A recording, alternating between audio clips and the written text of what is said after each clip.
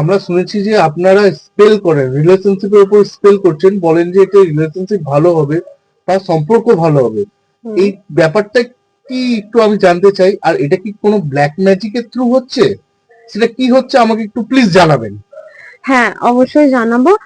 দেখুন, black magic তো অবশ্যই নয়। ব্ল্যাক ম্যাজিক যারা করে তারা এইভাবে ওপেনলি সবকিছু করে না, বাট আমরা যখন কোনো কাজ করি সেটা কিন্তু একেবারেই ওপেন টু অল থাকে। আমরা সেটাকে ভিডিওর মাধ্যমে দেখাইও। তো অবশ্যই এটা ব্ল্যাক ম্যাজিক নয়, this is, you can call this white magic.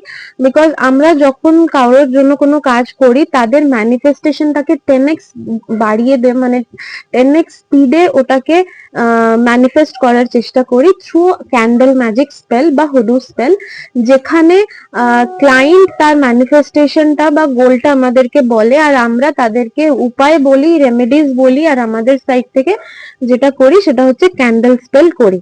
তো এইভাবে অনেক, আমার কাছে এমন অনেক কেস আছে যেগুলোতে কিন্তু within 3 days, within 24 hours client তার রেজাল্ট পেয়েছে। তার স্ক্রিনশটও আমি দেখাতে পারি।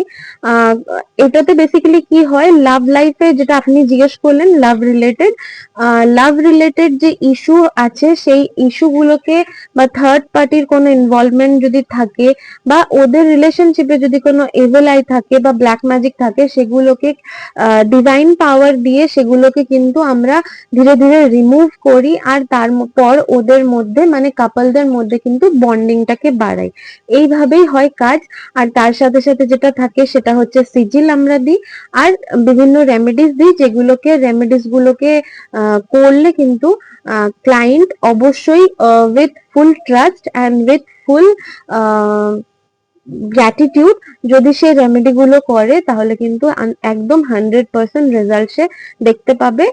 Maybe within 24 hour, maybe within 72 hours, আর যত যত বেশি ম্যানিফেস্টেশন পাওয়ার ক্লায়েন্টের মধ্যে থাকবে তত তাড়াতাড়ি দেখতে পাবে।